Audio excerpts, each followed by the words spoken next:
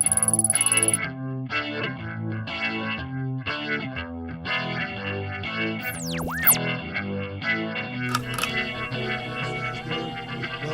to the After Party podcast powered by AFA. I'm your host, Connor Maroney, and today I'm joined by a very, very special guest, ex-All Black superstar, Rieko Ghia. How's it going today, mate? Yeah, good, Connor. Thanks for having us on. Brilliant, man. It's a pleasure. Absolute pleasure. Mate, we finished up a bit of a Wallabies NZ campaign in the Bledisloe in NZ. Did you catch those games?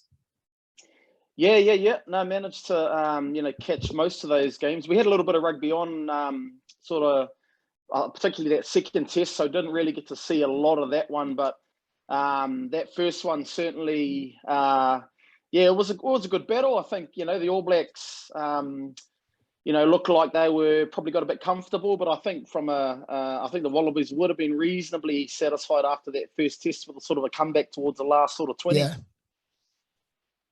Yeah, for sure, man. And with that there, do you think like the comp in the last year, obviously it's changed so much, having that time where NZ rugby does have it's solely to itself, where they do have the Rugby Aotearoa going on.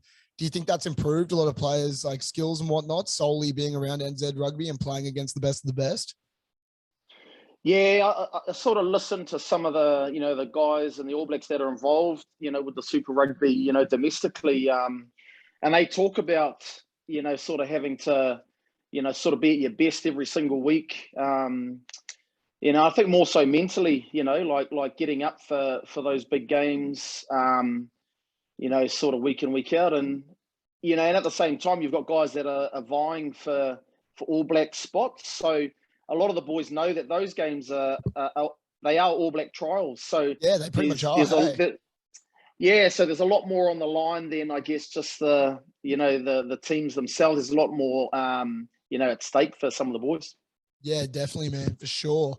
And I mean, there is kind of a feel like even from Australians, I feel like, and I could imagine definitely for New Zealanders, that there is like a little bit of a weakness in the Wallabies at the moment, a weakness in a bit of Australian rugby in the sense that we still haven't been able to get wins over the ABs. We're now talking about like 20-year periods and stuff now. Do you think back to when you were playing and like in early 2000s when you were starting to debut for the All Blacks and stuff, that there was a little bit more of a fear and a little bit more of a, I guess, strength resemblance to the Wallabies on the Australian side in comparison to now? Throw it up there. I'm on a bit of a shitty spot at the moment, but this episode of the After Party podcast was brought to you by the Lad Collective. So Rieko, the Lad Collective, they're good friends of mine here in Brizzy. Billy and Ed Ovenden, I've grown up with them my whole life, and they basically started a business where they're sorting out sheets for blokes. They want to make sure that blokes are getting their bedroom sorted and making sure that the sheet situation is looking good and that you can get your sheet together, as they say. So, mate, they've got bottom left, bottom right, top left, top right tags that you can pull your sheets into. They've got zip-up pillowcases and magnetic doonas as well there, mate. So an absolute monkey could put these things on. What's your sheet situation like at home, mate? Does the missus take care of most of it, or you hands-on? Actually, the situation at the moment is my mother's actually doing my sheets at the moment. Yeah. And it's quite cold over here, so it's winter sheet time. Oh, brilliant! Too easy, mate. Well, you probably don't have winter sheets in Australia, so you might not know what those are. But... No, it's definitely not a winter sheet situation over here. Well, it's actually a bit cold at the moment, but it's about to get hot. So the best thing about these as well, mate, they're 60% bamboo, 40% cotton, so they breathe nice and easy. So the Aussies, you'll definitely need them in the summer, mate. But look, we'll definitely look to get you sorted with a pair of these there, Rieko, and Mum is not going to be doing them anymore, mate. You'll have them all sorted. Awesome. Brilliant, mate. Too easy. Well, if anybody wants to check these out, just jump on Instagram at The Lad Collective or jump on theladcollective.com.au and grab yourself a fresh pair of sheets. Yeah, it's interesting, that one, because I mean, there's certainly there's not a lack of talent when you look at, the players that are selected for the Wallabies. Certainly very talented players. I think it probably does go back to, those sorts of guys playing tough fixtures week in, week out for long periods. Sure. You know, like we're seeing in New Zealand, like you see in the UK and France. You know, I don't think we can have that level of competition in Australia, but certainly not lacking for talent at all. There's plenty there. And I think the other thing that's been a bit noticeable is, you know, for me, I like to see international sides with their best players. You know, if you look at the Wallabies, some of their best players are still playing offshore. Yeah, You know, I know that's a challenge for the Australian Rugby Union, but man, you know, like guys like Will Skelton, like, you know, it'd be great to see the best players in the world playing for their country. for sure, man. Completely. I agree with you. Well, I kind of guess goes back to that. How much do you value your like national side as a kid and growing up, and sort of what side you're going to be in? Let's talk about that a little bit for you growing up. You're in Gisborne, growing up playing rugby there, and you were playing rugby league and union growing up. Was that right? Yep. So brought up playing both codes right through until about the age of 16, and then I went to the Gisborne Boys High at the time. Were very, very strong, you know, with rugby. So I kind of just stayed with rugby at the school and managed to make a couple of New Zealand junior sides, and it just went from there. So I stayed in rugby, and just went from there. Yeah, for sure. And do you think growing up there, I mean, obviously there's like a little bit, I guess league is getting a bit more popular now over in NZ, but could you agree that like kind of at the time the be all end all, like as a kid, is playing for the All Blacks? Like, because I mean in Australia there's so much other stuff going on. There's AFL, there's rugby league, there's cricket, you name it, everyone's playing it. And so you end up losing a lot of athletes towards like other codes and whatnot. Do you think like that rugby union will always have that definite top spot in NZ? Or do you think people are starting to start to lean towards league and stuff? I think, you know, for New Zealanders, I don't think it'll change too much. I think I think rugby's always gonna be what it is here. And I think what I have found though is a lot of rugby, particularly the players, they are rugby league fans. Yeah, So while we might be rugby focused, I think you'll find a lot of New Zealanders you know, certainly like and are fans of rugby league. yeah, And if you look at NRL, like I wanted to play NRL when I was younger. That yeah, was my first love. You know, my room was littered with all the NRL posters of all the superstars at that time. And if you look at NRL, it's a glamorous sport. You know, it's for sure. bright lights and cool jerseys and you know, flash Celebrations. tries and 100%. So there's a lot to like. But certainly, you know, from a New Zealand point of view, it's always going to be rugby. Yeah, definitely. And so you come out of high school and start playing a bit of representative footy here and there. But your first big sort of sets of games, I would imagine, would have been when you hit the Com Games in Kuala Lumpur. Is that right? Oh yeah, 98. Sort of managed to make the New Zealand seven side, and went to KL and won the gold medal at the Com Games, which is I didn't expect to make that side, so that was a bit of a real surprise. But you know, Gordon Titchens, you know, I think we had a number of All Blacks in the team at the time, and some, you know, like John Olumu and Christian Cullen, so some great athletes in that team. So yeah, massive honour to have been included. Yeah, man, I could imagine. And also, like, what was I guess the first thing you noticed, like training wise, from going from, I guess, full 15 to dropping back down to sevens? Because obviously New Zealand sevens is so strong and there's so much fitness and everything to it. I mean, you got to step up to the plate, especially if it's your first like big NZ appearance representing the country. Was there a big like difference in training and everything like that? Like, I'd imagine there'd be a lot of fitness going on. Oh, the transition's tough. Like, Yeah, I think you only need to look at the Olympics just gone. You know, with Caleb Clark being an All Black winger, he couldn't make the side. yeah, So, you know, it's just a reflection of how you know, specific the training is, and you know, the training is you've got to be a certain type of athlete. Man, you know, and I remember going to Dubai a couple of years ago and watching the Fijians, and those guys are just racehorses. I'm like, oh, man, incredible athletes. So the transition, I don't think it's really tough to do now, and I don't know if a lot of guys can actually do it. yeah. I guess you're right. Hey, I guess so many of the boys in the 15s get so bloody big as well. Trying to run around the paddock could be a bit tough. And mate, so then afterwards you made your debut for the Blues against the Reds. talk about that kind of like finally making it into the Super Rugby area there, and I guess it's also a huge rivalry at the time. The Reds are strong around that era. Talk us through that debut, where it was at, and like the sort of emotions behind it. Yeah, debut was against the Reds at North Harbour Stadium. So, 90. Oh, what year? I can't remember what year it was, but yeah, 99, I think. So I was contracted with Auckland Rugby Union at the time. But so two things. I got the late call up to start that game. Yep. And that was for Joe Alivandiri. So he's a 112 kilo Fijian winger. And I had to wear his jersey, which was 3 sizes too big. Oh, yeah. So that was the first thing. And then the thick cotton ones as well. Oh, 100%. And then so probably added, you almost weighing 112 by the end of it.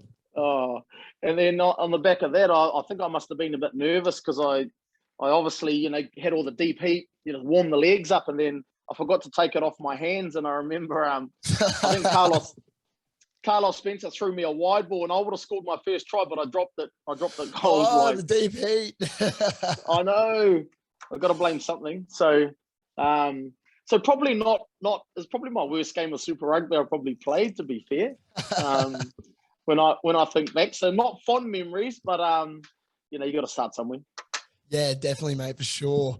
And back to the jersey thing. I mean, I guess you would have probably gone through like a big era change of jerseys. Were you ever a fan of having the thick cotton ones, or did you much prefer when they did start to slim them down a little bit more?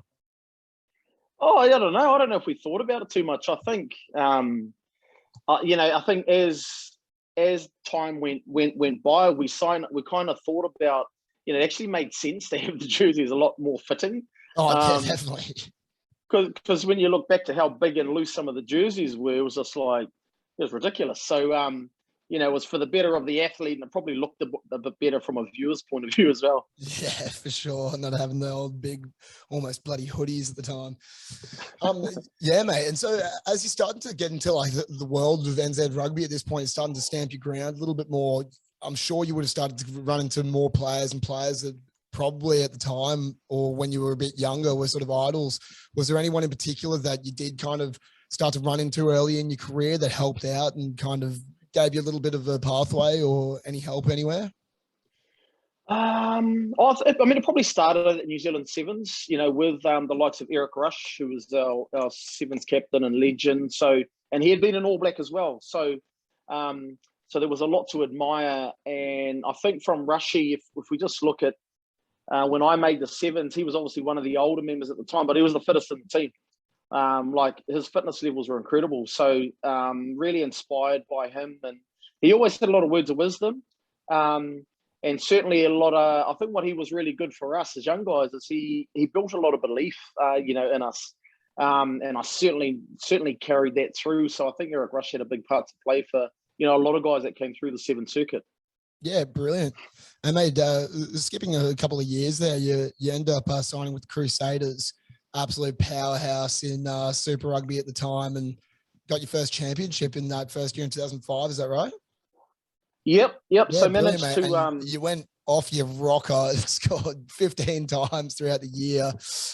What was the difference that year? Like, I mean, as you said before, there was like your debuts with the Blues and whatnot. It was probably just nerves and a shitload of deep heat. But as it moved on to that year, obviously the fire kicked up in you and you started going nuts. Was that do you think, with joining such a hectic club like the Crusaders, or do you think at that point you just kind of found your footing a little bit within the comp?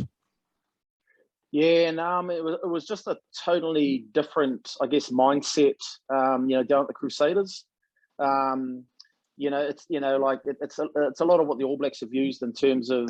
I guess I found when I got to the Crusaders, it's not about yourself anymore. You're sort of a lot more team focused. It's all about doing things for your mate.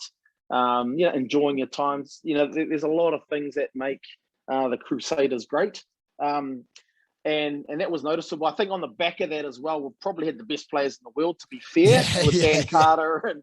And probably don't realise it at the time, but now that you can reflect back, with Dan Carter and Aaron Major and Richie McCaw, those guys were just, running the ship. So, let's give them credit. We had a lot of really good players, and I think Robbie Deans was the right coach, to transition the Crusaders from sort of a tough time into a bit of a golden era. Then on the back of that, you see the likes of Scott Robinson just carrying on what was already the foundation of what's already there. Yeah, definitely. So it sounds like it's kind of got a similar to sort of like the Patriots in the US. They've got like the Patriot way, and people always do talk about like when they go to that club, like everything changes. It's a lot more like to a T, and you got to look after yourself and make sure you have that winning culture, which I guess you can definitely see has stemmed on for so long and so long. Do you think it seems like a theme with NZ Rugby, especially within their teams and also nationally, that kind of they set a set of standards, and then that kind of those standards managed to carry on. Did you feel that as like you must have felt that from some players like Dan Carter and a bunch of others there that really held themselves to a high standard throughout those seasons? Yeah, 100%. You learn that pretty quickly when you walk into a high performance environment. For me, I'm from a regional town, so often we'll be late for trainings, and if not even show up sometimes because something else is happening. So I guess I sort of learned pretty quickly that you've got to also have the right attitude, the right character, willing to be better every time you put the boots on, and that's just that training. So, and that's a collaborative thing that I think probably the Crusaders did the best. And to their credit, they keep evolving as well, because they can't just rest on what the past has done with the likes of us guys. They keep getting better, and they're certainly doing things different than what they had done in the past, but it's certainly for the benefit of the organization. For sure. And I guess as well, like another thing with that, just the consistency of New Zealand rugby with youth coming through. No one really is ever safe, hey? Because I mean, your position's always ready to go. There's a new guy coming through every year, and it just never stops. Is that always in the back of your head as well whilst playing, just knowing that there's these guys that are just coming through that are red hot? Yeah, no, absolutely. You always sort of 100%. You're always looking over your shoulder, because guys are performing, and when you get to that level, you can't afford to have an average game. And that's built on the past, past All Black teams sort of before my time, where, I remember if guys played poorly in the All Black jersey, they never got picked again. Yeah. Like, that doesn't happen anymore. Yeah, but, yeah, for sure. But it was sort of like a one-shot deal. Yeah, so for us, we had a lot of fear going in. And it's like you play a bad game, you're gone. So it's like, man, I've got to play a good game. So there's a lot of pressure there, I think. But again, being realistic, and again, the All Blacks have evolved on from that as well. For sure, man. And with the end of that year, obviously, we'll get into getting into the win of it all. Once you won the GF, come away with the championship. Tell me, what are the scenes like in NZ after that? Like when you guys get that championship, is it just party for a while, or is everyone pretty low key? Yeah, I mean, it's we certainly enjoy the occasion, and yeah, the fans. I felt the South Island fans were probably at the time were a lot more engaging. Yeah. Probably a little more vocal. New Zealanders are pretty reserved when it comes to supporting their teams. I think they've gotten better since the World Cup in 2011, and for sure. and on the back of the British Lions coming over, I think they've seen what it's like to support your team. So I think we have certainly gotten better. But no, some really good fan support. Again, that love for rugby, it does come out, and more so. You just need to see the number of kids that are at these games, looking and watching, their favourite players. Yeah, definitely. And mate, the year before that, you debuted for the All Blacks again. I'm sure there's a lot of emotion in that, playing for that team there. It must be that's obviously the peak of New Zealand rugby at that point. Did you notice a huge level shift in between the Super Rugby at that point and then stepping up into the All Black squad? Was there much of a mentality and physicality shift, or do you think that it is pretty consistent and embedded in the Super Rugby, but that by the time you got there, everyone was all pretty much ready for it? Yeah, I think what I found is when I got into the All Blacks, I think what we had is we had a huge amount of confidence. One obviously with our own abilities. So I think we had a lot of reassurance around to make the side you got to be a pretty good footballer to start with. So let's just that's why you're here. So we want to see that expressed when we play. And I think the biggest change was from Super Rugby to international rugby, the game is different. It's not as helter-skelter. It's a little bit more structured. The risk-taking might not have been, the same as Super Rugby. So I think it was just those mental shifts and game management shifts. But we're pretty lucky. We had some pretty great coaches, back then that certainly led us really well. For sure. And does that give you a lot of confidence when you do step away from there and come back down to the Super Rugby sort of level? Like, does those sort of campaigns and whatnot just improve your rugby and notice it the next time that you would enter the field for the Super Rugby comps?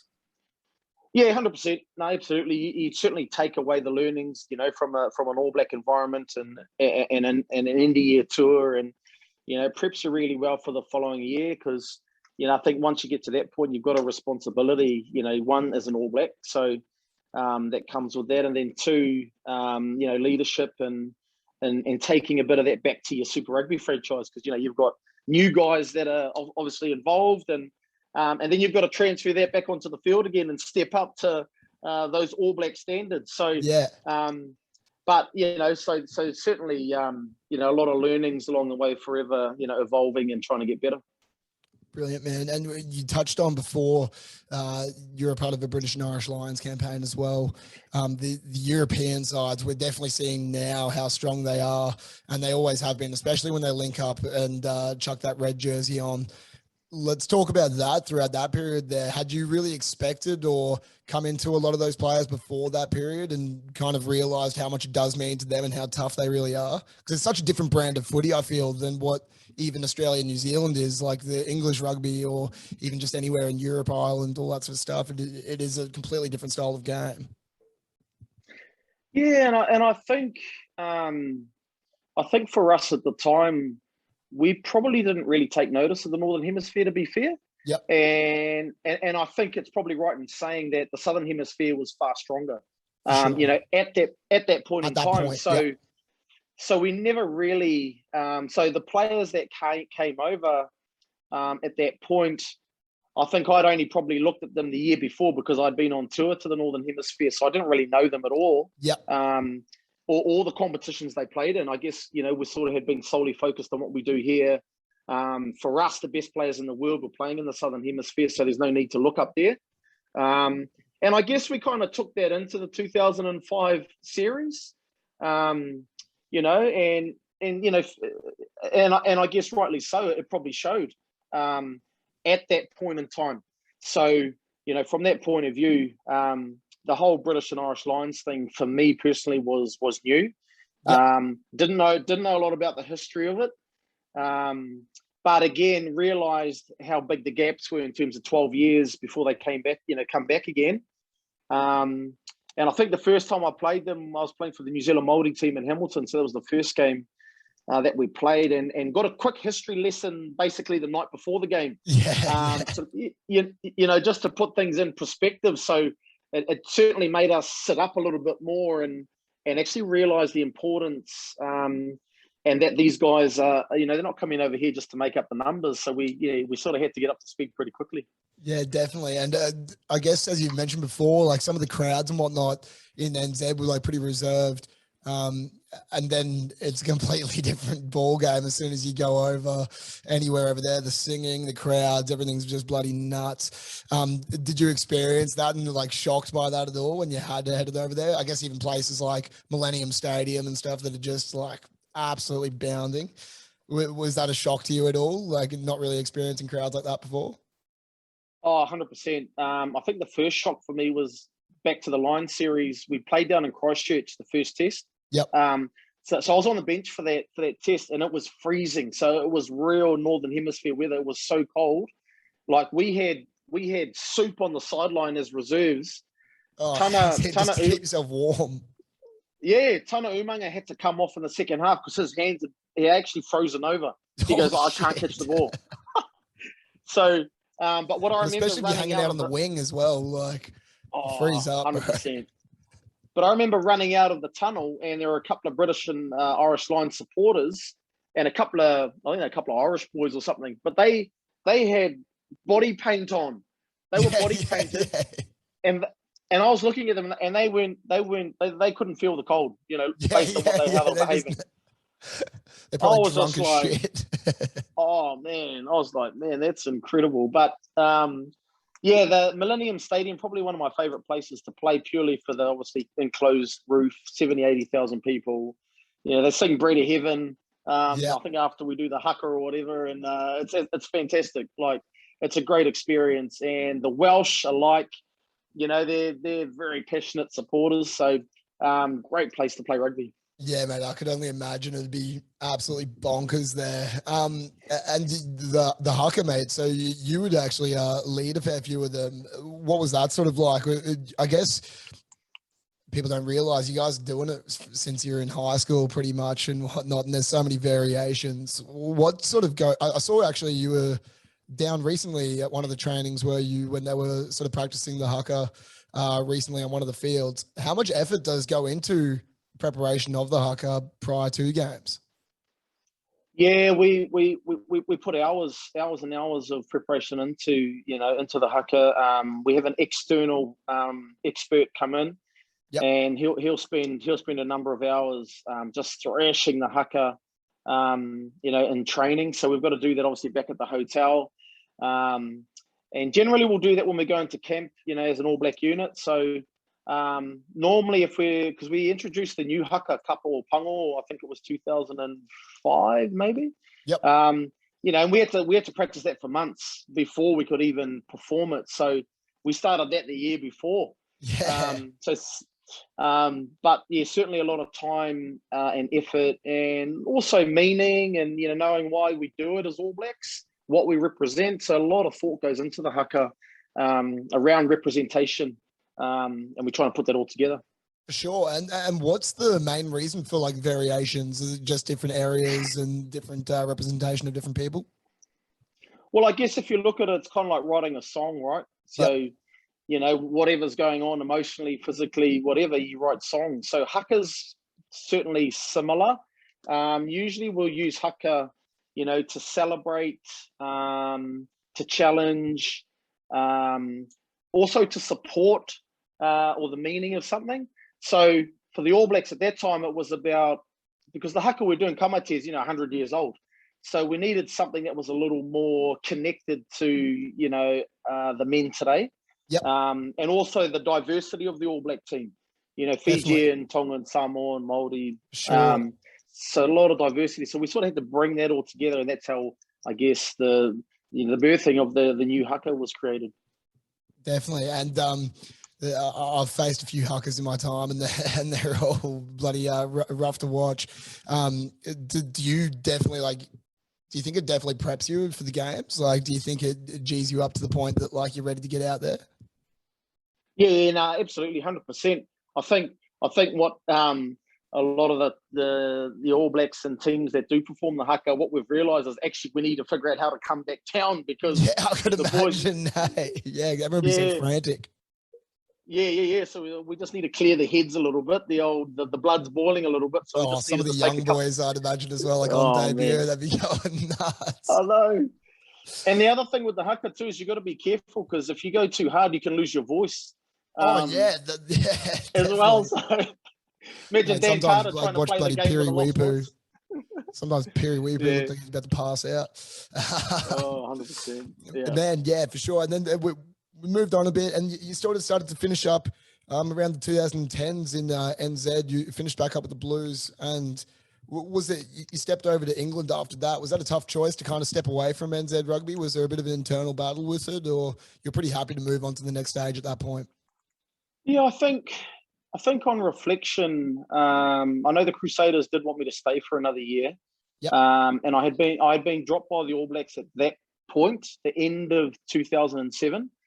And I think I was 29 years old at the time. So I think in my mind, I had like, geez, I probably don't have long left, playing the game. And I'd always had in my mind, if you get to 32, you're pretty lucky. So I guess I did want to experience the overseas, playing overseas, having traveled to the Northern Hemisphere and just seeing the different styles of rugby, and seeing the French play club rugby, and so it was certainly something that was appealing. And at the time, I had a lot of good friends playing over there as well, so that kind of sort of helped in my decision making. And at that point, I'd probably played Super Rugby for 8 or 9 years already, so I think I had become a little bit bored with the Super Rugby concept. Yep. Year after year after year. Doing a good almost 10 so years I at think that point. a change. That's right. So a change just seemed like the right thing to do, at that point in time. For sure. And moving over there, like, did you find any like challenges of, I guess, living overseas for the first time and playing footy like outside of New Zealand? Was there much of a change, like culture-wise and the game-wise? Oh, I think culture-wise it was fantastic. I think it was still in my mind, playing in the English Premiership, it seemed like it was still semi-professional, where we'd get stuck into training and play really tough rugby, and then we'd be straight to the pub. That's what it was like. Whereas the Crusaders, that wasn't happening. The boys were just like, you'd have one beer and then you'd be going home and focusing on recovery. So I felt that it was a lot more relaxed, and I guess from an enjoyment point of view, far more enjoyable. Yeah. We battled a lot on the field. We lost a lot of rugby games by marginal points, and when you got guys like Sammy Tuitupou, he led me astray a couple of times. So, I went to Worcester, and Sammy was there as well.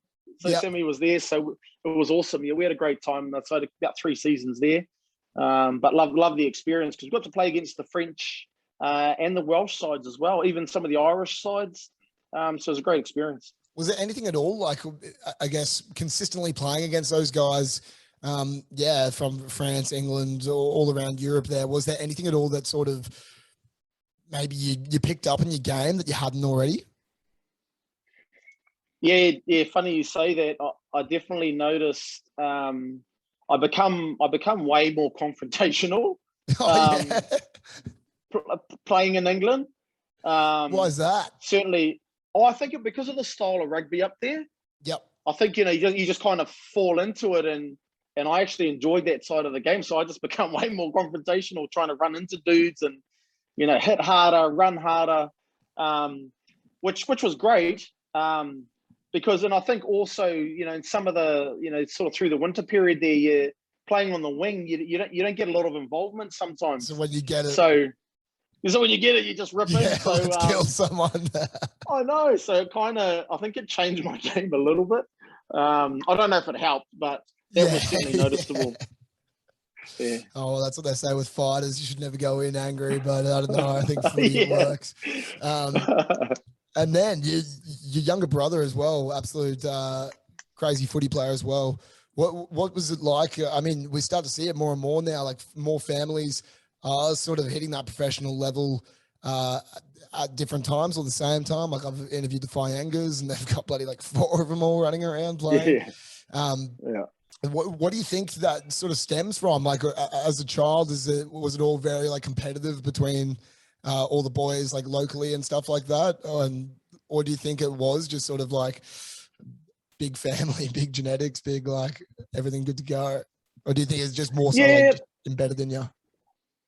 I think the biggest thing for us, for me and my brothers, we were brought up around a lot of sports. So, we were swimmers. So I was a competitive swimmer. I did athletics, played rugby, played league. My parents and my brother, my sister, they played basketball.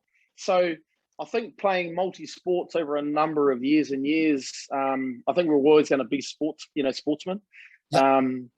My brother made a New Zealand junior team for basketball, so I kind of had to talk him out of basketball, and he was a good basketballer, so it was a pretty tough conversation. But I'm glad he chose rugby. But I think he probably would be as well. Yeah, I think just being involved with sport and having supportive parents, really helped us. Yeah, definitely. And I mean, I guess you guys were spaced out a little bit in regards to your careers. Just you were knocking it over a bit earlier. was it kind of nice to be able to have experienced everything firsthand before, and then having him follow a similar path and being able to give advice and kind of guide him through it? Yeah, absolutely. Because there's 6 years between us, so I certainly played, that I guess that supportive mentor type of role. And it was great that he was one of those sort of players. He was extremely professional in his approach. Yep. Way more professional than I was. So It's always the younger brothers, dude. It's always the younger brothers. My I younger don't know. brother's The got thing is, fucking hair. He's good looking. It's bullshit. Oh no, 100%. It's frustrating, but yeah, no. But so always, he would always be on the phone to me, just asking lots and lots of questions, for a number of years, and what he should be doing to get better, and yeah. So no, that was really cool, and then to see him, I guess, make his sort of debut and play a number of tests was great. Yeah, for sure, man. And let's talk about a little bit of life after footy. Growing up, was there anything at all that you were focusing on other than footy, that you were looking like as your sort of scapegoat, get out plan afterwards? Or was it pretty much the whole time just like footy, this is what I'm doing? Yeah, I think I'd always just been focused on rugby. I'm probably not the best multitasker, so yeah, I think for me it's like if I do something, I just focus on that, and then if I do something else, I'll focus on that when it comes. So that's how I approach things. But I did do a number of small businesses while I was playing. Yep. Just really to get a bit of experience and thinking about life after rugby, 100%, because that's important. Definitely. So I think it was always going to be business on the back of rugby. Yeah. Yeah, great. And I've seen you got your podcast going as well. Yeah, I've seen you've been jumping on and whatnot. Talk us through that. How's that all been going? Yeah, we banged out 10 episodes last year with a number of the Wallaby boys and a few of the All Black boys. I was sort of doing a bit of work. We've created a rugby app as well, so we sort of banged that out last year. So we're nice. Sort of probably, yeah, so it's got artificial intelligence built in, so hopefully release that later in the year. But so that'll coincide with the podcast, with an online shop. So there's a little bit happening there, which is cool. Yeah, all popping off. What's the app? Can you tell us anything about it, or is it top secret still? Oh, it's just ricogear.com. So that's basically the foundation of what we're going to be doing. And then the app's just basically a skills-based app. Yep. Where it's just going to have a lot of the basics. It's going to be great for kids, stuff that you can do at home. But also it's measurable. So, you'll be able to track your progress as well, which is really, really exciting. Oh, awesome. For sure. And do you ever do much work like that, working with some of the younger footy players and stuff in NZ? So I've been doing a lot of, because the last 4 years I've actually been based in Aussie there. So I've been doing a lot of coaching. Yep. So I've been looking after the likes of, looking after the Bond under 20s. Yeah. We've got the semi-finals this weekend, actually. Yeah, hopefully they do horribly. I'm a UQ boy. Yeah, classic. Yeah. So you've been working with a few of the boys in Oz as well, you said, while you're over here. Yeah. Just a couple of the first 15s, done a little bit of TSS and stuff over there. So still involved with rugby, which is cool. Yeah, that's cool. And I see that they're also getting you involved a bit as well with the current ABs as well. I saw you hanging out with Rieko Ioane and a few of the other boys down there. Is it good to still get that rep and those boys getting around you and asking you advice and about the game and whatnot? Yeah, I don't spend a lot of time with those guys. I just sort of connect with them now and again if I'm in the neighborhood sort of thing. But I think the game's probably moved on from my time, and they probably look at me as a bit of a granddad. So there's probably not a lot to ask. Those guys are leading the way pretty, quite nicely. So they're all good. Yeah, brilliant, man. Yeah, Rieko Ioane is a beast at the moment. I played him in Schoolboys, and I'm sure there's a video somewhere where he is running the fuck over the top of me. No, he's an impressive athlete. Awesome, man. Well, too easy. Well, that's pretty much all I've got for you there today, Rieko. Cheers for coming on, man. I really appreciate it. How can everyone find all your stuff? What's the podcast name, your Instagram, everything like that? Yeah, just yeah, on Spotify. The podcast is called The Ruck. The Ruck. So yep, The Ruck with Rico Gear, or just type Rico Gear and you'll see it pop up on Spotify. So some really good chats with a lot of the boys there. And then we've got ricogear.com, which is still evolving, but we've got an online shop and stuff there. So plenty there. Brilliant, man. It's all popping off. We'll share all of that as well. So don't worry. If you want to check out more of our Rico stuff after this, we'll make sure everything's up there for you. In regards to our one there, just make sure you give us a follow at After Party Podcast _ on Instagram, and subscribe to us at AFA TV on YouTube. Brilliant. Thanks, Rico, mate. Cheers. Awesome. I'll Thanks, keep you Connor. on for one